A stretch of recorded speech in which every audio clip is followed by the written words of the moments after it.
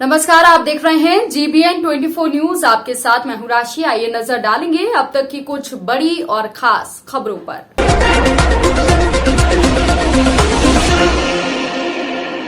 शाहबाद के मोहल्ला खलील में अज्ञात कारणों के चलते घर में आग लग गई और आग से लगभग 70,000 की नकदी के साथ 2 लाख का सामान जलकर खाक हो गया। शाहबाद के मोहल्ला खलील निवासी श्यामवीर के अनुसार बीती रात तकरीबन 9 बजे के करीब बिजली का होने के कारण उनके घर के बाहर वो बैठा हुआ था और घर के अंदर उसकी पुत्री नंदिनी 7 वर्ष, वैष्णवी 3 वर्ष घर में सो रही थी। इस दौरान अज्ञात कारणों के चलते घर में आग लग गई और जब उसे जानकारी लगी तो वो तत्काल घर में सो रही दोनों बच्चियों को उसने घर से बाहर निकाला। धीरे धीरे आग ने विकराल रूप धारण कर लिया। स्थानीय लोगों ने बड़ी मशक्कत के बाद आग पर काबू पाया, लेकिन जब तक घर में रखी नगदी सहित लाखों रुपए का सामान जलकर राख हो गया। शामवीर ने बताया कि वो तेल महीने का काम करता है और उसके घर पर 70,000 की नकदी और काफी सामान रखा था, जो आग लगने के कारण जलकर राख हो गया है। फिलहाल राजस्व विभाग की टीम ने मौके पर पहुंचकर मौका मुआयना शुरू कर दिया है। क्या नाम है तुम्हारा? शामवीर। कैसे के आग लगी? आग हमें पता नहीं कैसे लग गई, कैसे नहीं, एकदम अचानक आग लग गई। किस समय लगी? 8 के 8:30 बजे करीब रात को। हाँ। तो कितना क्या नुकसान? नुकसान हमारा कम से कम 2-2.5 लाख रुपए नुकसान हो गया। कुछ भी नहीं बचा। क्या क्या इसमें जला होगा? इसमें कम से कम हमारे सब बच्चन वाले सब कपड़ा लित्ता सब चले गए और सौदा उदा मेरे सब चले गए। घर के जितनी घरेलू चीज़ें थी सब चली गई। कोई चीज़ ऐसी नहीं बची जिसे इस्तेमाल कर। नकदी भी थी कुछ? नकदी भी थी कम से कम। कितनी नकदी थी? नकदी कुछ 70-80 हज़ार रुपये नकदी थी। टोटल लगभग कितना हुआ? टोटल हमारा कम 2.25 लाख रुपये। हिंदुस्तान को हिंदू राष्ट्र घोषित करवाने के लिए हिंद आर्मी के पदाधिकारी जंतर मंतर दिल्ली पहुंचे और अनिश्चितकालीन प्रदर्शन वो करने वाले। हिंदू आर्मी के राष्ट्रीय अध्यक्ष SK वाजपेयी उर्फ दिवाकर वेद पाठी के नेतृत्व में सभी पदाधिकारी गण रवाना हुए हैं। भरत द्विवेदी, पवन अग्निहोत्री, कुंवर शमशेर अली आदि सैकड़ों कार्यकर्ताओं के साथ दिल्ली जंतर मंतर के लिए हिंदू राष्ट्र घोषित कराने के लिए रवाना हुए हैं। इस बारे में दिवाकर वेद पाठी से जब बात की गई तो उन्होंने बताया कि हमारा धरना देने का एकमात्र उद्देश्य है कि हमारे भारत को हिंदू राष्ट्र घोषित किया जाए, जिससे हमारे देश में शांति और सौहार्द बना रहे, हमारा देश नई नई ऊंचाइयों को छुए। और इस विषय में जब हिंद आर्मी के राष्ट्रीय वरिष्ठ उपाध्यक्ष कुंवर शमशेर अली से बातचीत की गई तो उन्होंने बताया कि हम जाति और धर्म से उठकर अपने देश के विषय में बात करते हैं और ये बात और धरना देने का एकमात्र उद्देश्य है कि हमारे देश में गौ हत्या रुक जाएगी, विदेशी शक्तियों का प्रभाव कम पड़ जाएगा, लफ्जियात खत्म हो जाएगा, सभी को समानता का अवसर मिलेगा, भारत एक अखंडता के सूत्र में बंधेगा। कुंवर शमशेर अली ने बताया कि अगर मुस्लिम राष्ट्र घोषित होता है तो हमारे सामने प्रत्यक्ष है कि दुनिया में लगभग 55 मुस्लिम राष्ट्र हैं। वहां पर लोकतंत्र खत्म हो चुका है, तानाशाही होती है, वहां पर तालिबान, इराक, सीरिया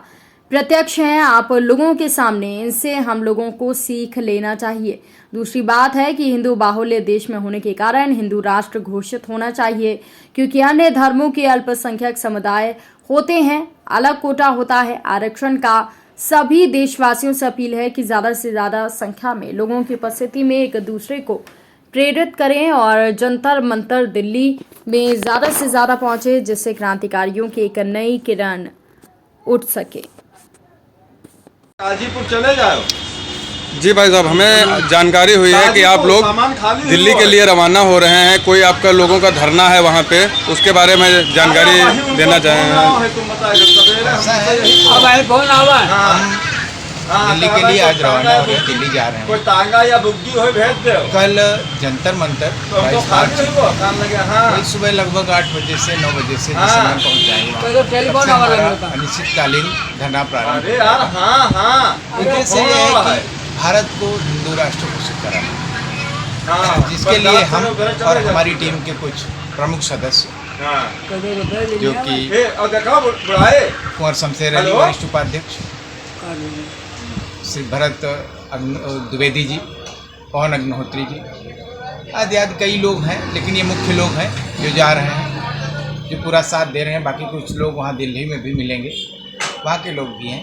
हिंदू राष्ट्र के बारे में, हिंदू राष्ट्र की सोच अब लगभग प्रत्येक हिंदू नागरिक में आ गई है, यहाँ तक कि मुस्लिम भाई भी सोचने लग गए, जो कि उदाहरण है कुंवर शमशेर, जो कि सच्चे राष्ट्रभक्त हैं, सच्चे समाजसेवी हैं, जिन्होंने सब कुछ दरकिनार करके, धर्म मजहब सब दरकिनार करके हिंदू राष्ट्र घोषित कराने के लिए अपने प्राणों की बाजी लगाने में भी संकोच नहीं किया।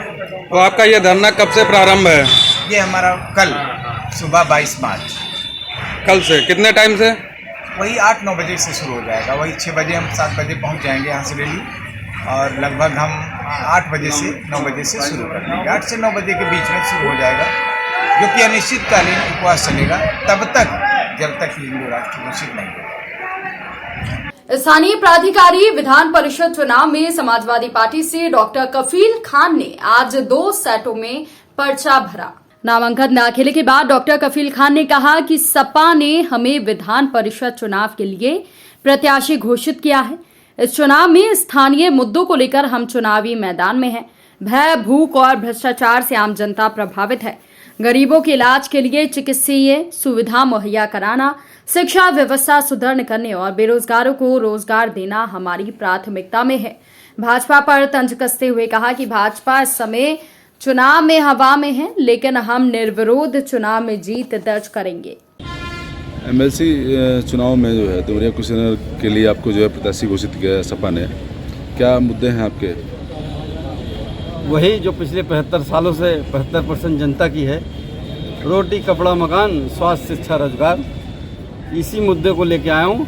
देवरिया कुशीनगर के लोगों को आज भी गोरखपुर एक छोटी सी बीमारी के लिए भागना पड़ता है। मेरा अपना मैं अखिलेश जी से मिला भी इसी मुद्दे को ही लेके था। एक हॉस्पिटल खोलना है बिहार यूपी के बॉर्डर पे, और मेरा अपना मैं जनता को, देवरिया कुशीनगर की जनता को बताना चाहता हूँ कि आपको मैं अस्पताल दे सकता हूँ, आपको स्कूल दे सकता हूँ, आपको नौकरी दे सकता हूँ, बड़े बड़े वादे नहीं करूँगा। इस तरह से स्थानीय मुद्दे की बात कर रहे हैं, वैसे स्थानीय प्रत्याशी पर क्या कहेंगे आप? कौन है स्थानीय प्रत्याशी? अभी तक तो किसी ने फॉर्म नहीं भरा है, और मुझे लगता है निर्विरोध चुना जाऊँगा। 22 के चुनाव में सपा ने देवरिया और कुशीनगर से एक भी सीट नहीं जीती है। आप अपनी लड़ाई कैसे लड़ेंगे? देखिए, वो लड़ाई अलग थी और वो जीती नहीं है, लेकिन हम लोगों ने, मुझे लगता है कि समाजवादी पार्टी ने 12% का, मतलब 2 करोड़ का उनकी टोटल वोटिंग थी। 2017 में या 2022 में 3 करोड़ पाए हैं, तो 1 करोड़ लोगों ने और साथ दिया है। 2.5 गुना सीटें बढ़ी हैं, तो मैं उसको हार नहीं मानता हूँ। हाँ, ये ज़रूर है कि यहाँ से सीटें नहीं निकली हैं, पर एक एमएलसी की सीट निकल के एक पूरे उत्तर प्रदेश में जो है एक संदेश जाएगा जरूर। स्वास्थ्य को लेकर के अभी आपने बताया कि हम स्वास्थ्य सुविधा मुहैया कराएंगे लोगों के लिए। आप मेडिकल कॉलेज में रहते हुए तमाम आरोप लगे, और उस पर आप क्या कहेंगे? किसने आरोप लगाए? कोर्ट ने तो आरोप नहीं लगाए, मतलब कोर्ट ने नहीं आरोप लगाए हैं। और जो सरकार की बनाई हुई 8 मतलब डिस्ट्रिक्ट मजिस्ट्रेट से लेकर प्रिंसिपल सेक्रेटरी तक की 8 डिफरेंट इंक्वायरी कमेटी ने मुझे क्लीन चिट दिया है। आरोप उन्होंने लगाए हैं जिन्होंने अपने स्वास्थ्य मंत्री जी को बचाने के लिए सारा खेल खेला था। तो आरोप तो लगाने वाले जो हैं, जब समय आएगा तो उनका भी क्या कहा जाएगा, आरोप तो लगते हैं। आपको नहीं लगता कहीं न कहीं इस मामले में सत्ता के शिकार हुए हैं आप? कौन सा मामला? मेडिकल कॉलेज का जो कांड हुआ था। देखिए, मुझे लगता है कि हर कोई जो भी सत्ता में रहता है वो हर किसी की आवाज़ दबाने की कोशिश करता है। ये सिर्फ यहाँ की बात नहीं है, पिछले 75 सालों से हर किसी की उस आवाज़ को दबाने की कोशिश की जाती है जो किसी गरीब की आवाज़ उठाता है। जो 81 बच्चे गोरखपुर में मरे थे जो लोग, अगर बात सिर्फ इतनी थी, मुझसे कहा गया था कि गरीब के बच्चे हैं, मर जाने दो, क्या फ़र्क पड़ता है आपको। सिद्धार्थनाथ सिंह जो उस वक्त के स्वास्थ्य मंत्री थे, उनका जो अगस्त में मौतें होती रहती हैं वो आपको याद होगा। तो अगर वो बात बाहर नहीं आती तो शायद मुझे कुछ होता भी नहीं।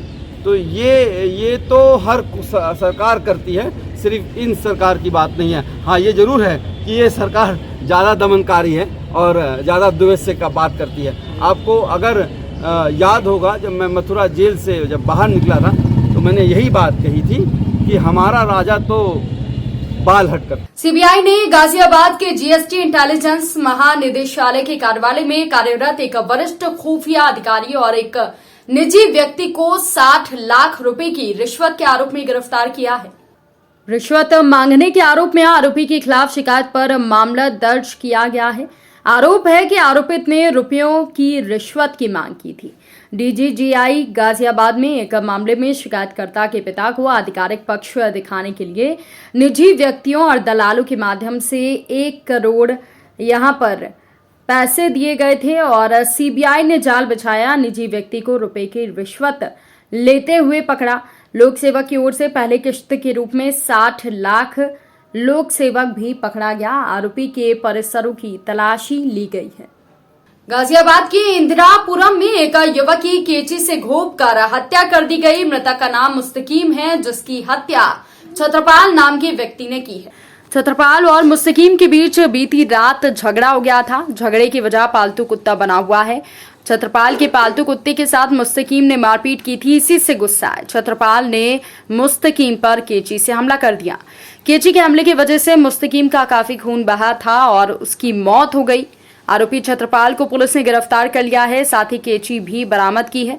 क्षेत्राधिकारी अभय कुमार ने बताया कि आरोपी छत्रपाल को गिरफ्तार कर लिया गया है और पूछताछ में आरोपी ने बताया है कि उसने मुस्तकीम के केची घोंपकर हत्या कर दी। क्या नाम है आपका? मेरा नाम इस्माइल है सर। इस्माइल जी, आज कुछ कुत्ते को लेकर मामला है जिसमें आपके भाई की हत्या हुई है, क्या कुछ पूरा मामला? सर, कुत्ते को लेकर ये मामला है कि थोड़ा कुत्ते को उसने मारा था और उसके विवाद पे उसने कैंची से घोंप के हमारे भाई को मार डाला।